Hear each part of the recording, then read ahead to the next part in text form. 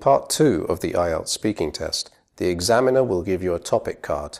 You have to talk about it for 1 to 2 minutes. And you will get 1 minute to prepare.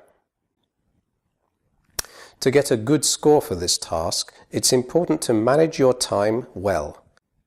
In this video, I'm going to show you some effective time management tips. Preparation time. The examiner will give you a pencil and some paper to make notes while you prepare. You should make notes that you find useful in English or in your native language. So here are some tips for making notes. Read the task card carefully. If you don't understand any part of it, ask the examiner. Remember, it's okay to ask for clarification. You will not lose points. Think of something to describe as quickly as you can. Write down all the vocabulary related to the topic that you can think of. Make notes for each part of the task.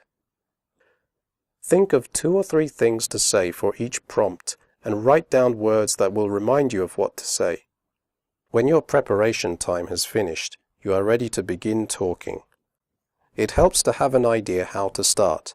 In this way, you won't hesitate at the beginning, and you will be able to manage your time much better. The easiest way to begin speaking is to use the structure "I'm going to" or "I've decided to." Look at this topic card and then watch the different ways the candidate can begin her answer.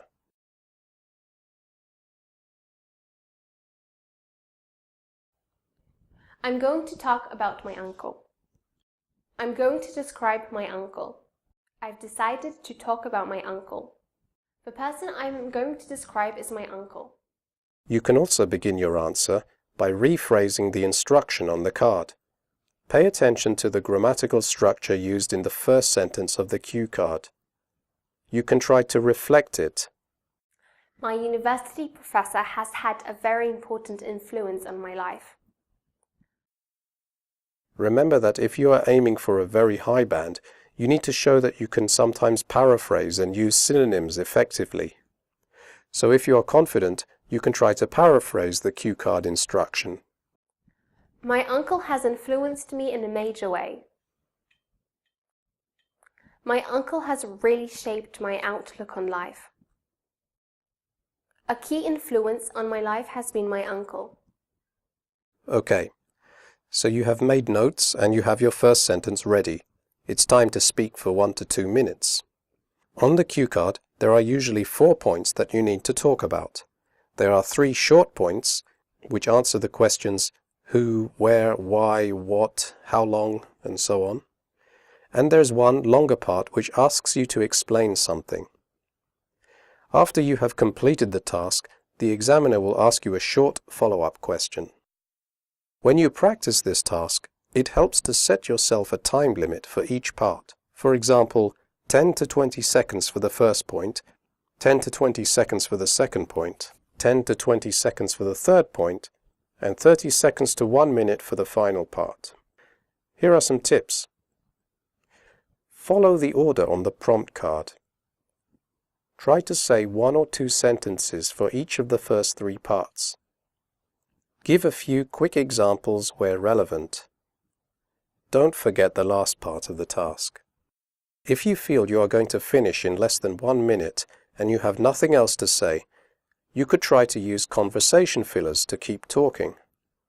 If you have spoken for at least 1 minute and you feel that you have nothing more to say and your fluency is getting worse, just stop talking and give the card back to the examiner. It's also a good idea to show the examiner that you have finished by saying, "That's it," or "That's all I have to say," or "That's that." When the examiner asks you the follow-up question, answer with 1 or 2 sentences. Now watch this candidate and try to observe the tips that she followed.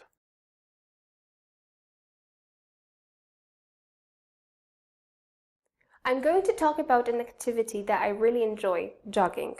I go jogging in a park which is about 2 kilometers from my home.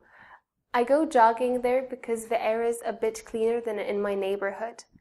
I usually run for about 4 to 5 kilometers, and I always go by myself. I try to do this activity every morning, although occasionally I get lazy and decide to skip it.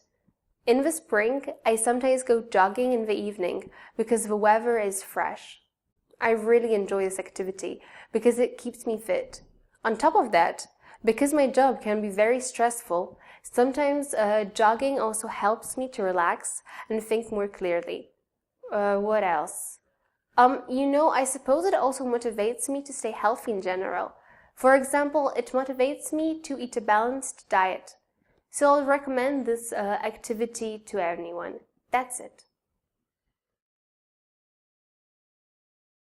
It's quite popular, I think. I often see people jogging in the park, especially on Saturdays.